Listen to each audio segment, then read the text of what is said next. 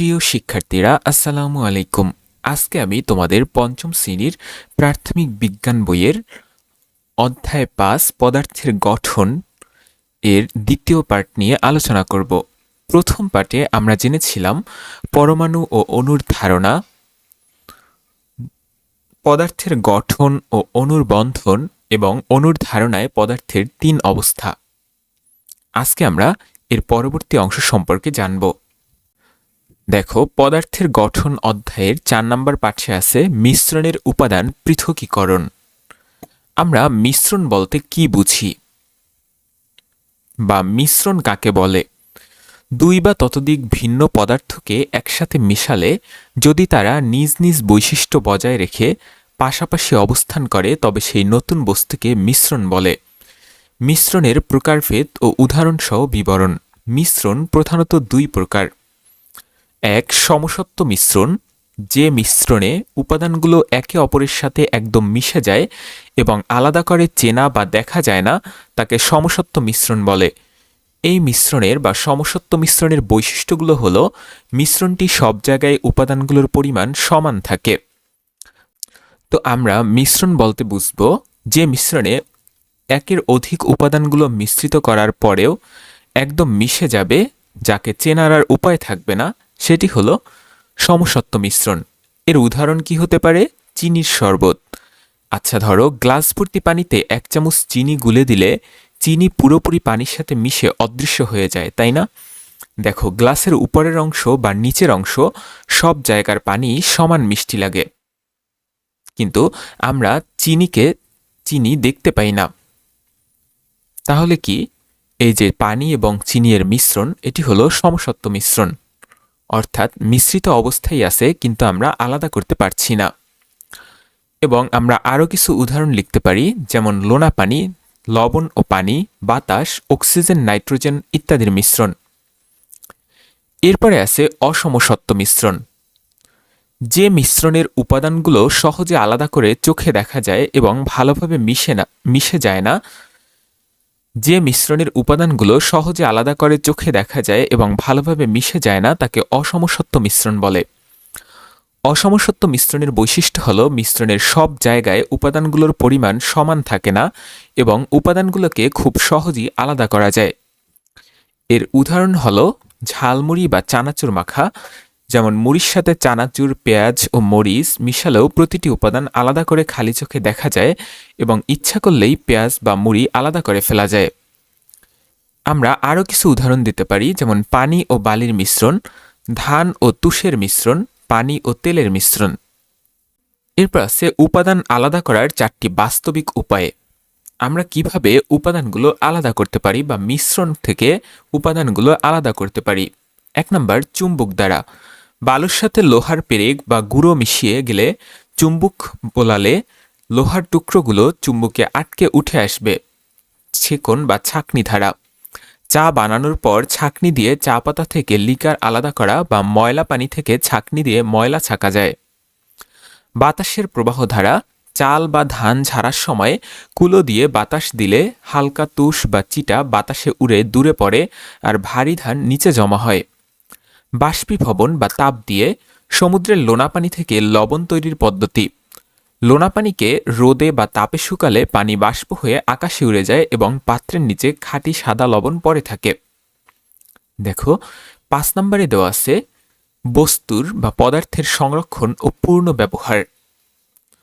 অর্থাৎ পরিবেশ রক্ষায় আমরা 3R নীতিটি নিজেদের বাড়ির প্রতিদিনের অভ্যাসের সাথে মিলিয়ে শিখে নিব। 3R মানে কি? 3R হচ্ছে রিডিউস, রিইউজ ও রিসাইকেল। রিডিউস বা ব্যবহার কমানো। আমরা আমাদের দৈনন্দিন কাজে প্রতিটি জিনিসের ব্যবহার কমাতে পারি, অযথা ব্যবহার না করি। বাস্তব ক্ষেত্রে চর্চা করতে পারি, যেমন ব্রাশ করার সময় পানির কল একটানা না ছেড়ে মগ ব্যবহার করা, ঘর থেকে বের হওয়ার সময় বাতি পাখার সুইচ বন্ধ করা। ২ নম্বর, পুনরায় ব্যবহার বা রিইউজ। বাস্তব চিত্র, আইসক্রিমের প্লাস্টিকের কৌটা না ফেলে তাতে মশলা বা ছোটখাটো জিনিস রাখা, পানির বোতল কেটে তাতে সুন্দর ফুলের চারা লাগানো বা কলমদানি বানানো। ৩ নম্বর, রিসাইকেল বা পূর্ণ প্রক্রিয়াজাতকরণ। বাস্তব চর্চা, ঘরের পুরাতন খাতা, বোতল বা ভাঙা লোহালক্কর ঝুলি ক্রেন বা ভাঙারির দোকানে বিক্রি করে দেওয়া, যা পরে কারখানায় গিয়ে গলিয়ে আবার নতুন জিনিস বানানো হয়। এরপর জৈব সার বা কম্পোস্ট তৈরি। রান্নাবান্নার পর ফেলে দেওয়া তরকারির খোসা, ফলের খোসা ও পচা পাতা কুড়িয়ে টবের মাটিতে বা গর্তে পুঁতে রাখা, কয়েক সপ্তাহ পর এগুলো পচে কালো জৈব সারে পরিণত হয়, যা গাছে দিলে দ্রুত ফলন হয়। শিক্ষার্থীরা, আমরা এই অধ্যায়ের দ্বিতীয় পাঠটুকু জেনে নিলাম। চলো এখন আমরা অনুশীলনী সমস্যার সমাধান করে ফেলি। অনুশীলনীর 1 নম্বরে দেওয়া আছে সঠিক উত্তরের টিক চিহ্ন দেই। ক নাম্বার, কোন অবস্থায় অণুগুলোর মধ্যে আকর্ষণ শক্তি সবচেয়ে শক্তিশালী হয়? কঠিন অবস্থায়। পানির কঠিন অবস্থা কোনটি? বরফ। শরবত থেকে চিনি পৃথক করার জন্য কোনটি ব্যবহার করবে? তাপ। কোনো দ্রব্য ব্যবহারের পর ফেলে না দিয়ে পূর্ণ ব্যবহার করলে পরিবেশ ভালো থাকে। অনুশীলনীর 2 নম্বরে আছে শূন্যস্থান পূরণ করি। ক, হাইড্রোজেনের একটি অণুতে ড্যাশ পরমাণু থাকে, 2টি পরমাণু থাকে। খ, পদার্থের ড্যাশ অবস্থায় অণুসমূহ সবচেয়ে দূরে দূরে থাকে, বায়বীয় বা গ্যাসীয় অবস্থায়। গ, পানি খাওয়ার জন্য নিরাপদ করতে ড্যাশ ব্যবহার করি, সাকন প্রণালী বা ফিল্টার ব্যবহার করি। গ নাম্বার, পানির একটি অণুতে ড্যাশ হাইড্রোজেন পরমাণু আছে, 2টি হাইড্রোজেন পরমাণু আছে। দেখো অনুশীলনীর 3 নম্বরে আছে সংক্ষিপ্ত প্রশ্নের উত্তর দাও। ক নাম্বার, পানির অবস্থা কয়টি, তাদের নাম কি কি? পানির অবস্থা 3টি, যথা কঠিন অবস্থা, তরল অবস্থা, বায়বীয় অবস্থা। খ নাম্বার, পরমাণু ও অণুর মধ্যে 2টি পার্থক্য লেখো। পরমাণু ও অণুর মধ্যে 2টি পার্থক্য হল, মৌলিক পদার্থের ক্ষুদ্রতম কণা হল পরমাণু, আর এক বা একাধিক পরমাণু একত্রিত হয়ে অণু গঠন করে। পরমাণুকে ভাঙলে পদার্থটির বৈশিষ্ট্য বজায় থাকে না, অণুকে ভাঙলে বা বিভাজন করলে পরমাণু পাওয়া যায়। গ নাম্বার, পদার্থের তরল অবস্থার 2টি বৈশিষ্ট্য লেখো। পদার্থের তরল অবস্থার 2টি বৈশিষ্ট্য হল, তরল পদার্থের অণুগুলো একে অপরের কাছাকাছি থাকলেও এদের মধ্যে আকর্ষণ বল বা আন্তঃআণবিক বল কম থাকে। তরল পদার্থের অণুগুলো কোনো নির্দিষ্ট বিন্যাসে থাকে না, ফলে এগুলো একটু বেশি নড়াচড়া করতে পারে এবং স্বাধীনভাবে প্রবাহিত হতে পারে। অনুশীলনীর 4 নম্বরে আছে বর্ণনামূলক প্রশ্নগুলোর উত্তর দাও। অণুর ধারণায় পদার্থের 3 অবস্থা ব্যাখ্যা করো। অণুর বিন্যাস ও আকর্ষণ বলের উপর ভিত্তি করে পদার্থের 3 অবস্থা নিচে ব্যাখ্যা করা হলো। কঠিন অবস্থা, কঠিন পদার্থের অণুগুলো একে অপরের খুব কাছাকাছি এবং সুনির্দিষ্ট বিন্যাসে যুক্ত থাকে।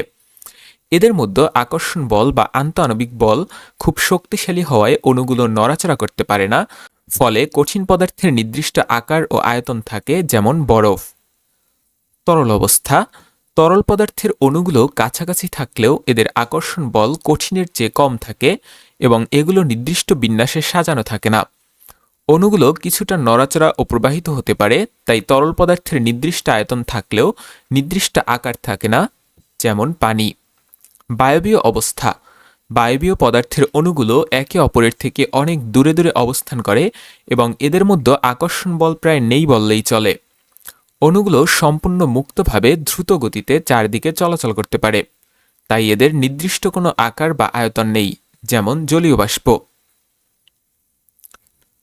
খ নম্বর প্রশ্নটি হল, বাসাবাড়ির বজ্র পদার্থ থেকে পরিবেশ দূষণ কমানোর জন্য কি কি করা যায়?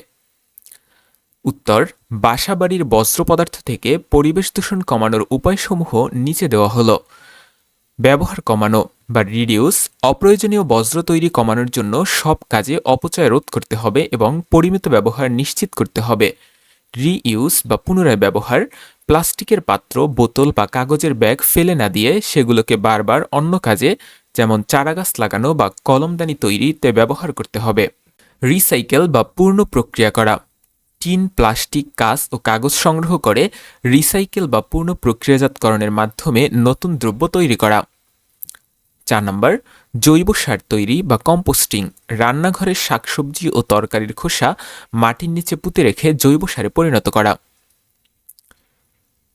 গ নম্বর প্রশ্নটি হল, চিনির শরবতে ময়লা থাকলে সেই মিশ্রণ থেকে উপাদানসমূহ কিভাবে আলাদা করা যায়? চিনির শরবতে ময়লা থাকলে নিচের ধাপগুলোর মাধ্যমে উপাদানসমূহ আলাদা করা যাবে। 1. সেকন পদ্ধতি বা ফিল্টারেশন।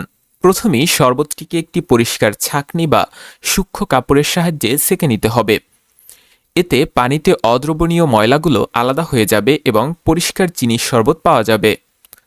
2 নাম্বার বাষ্পীভবন পদ্ধতি। এরপর ময়লামুক্ত বিশুদ্ধ শরবতটিকে একটি পাত্রে নিয়ে তাপ দিতে হবে। তাপে পানি বাষ্প হয়ে উড়ে যাবে এবং পাত্রের তলায় বিশুদ্ধ চিনি জমা থাকবে। এভাবে সেকন ও বাষ্পীভবন এই দুই প্রক্রিয়ায় দ্রবণ থেকে ময়লা, পানি ও চিনিকে পৃথক করা যায়। ঠিক আছে বন্ধুরা, আজকের মতো এখানে শেষ করছি। পরবর্তী ভিডিও সবার আগে পেতে অবশ্যই চ্যানেলটি সাবস্ক্রাইব করে পাশেই থাকো। ধন্যবাদ।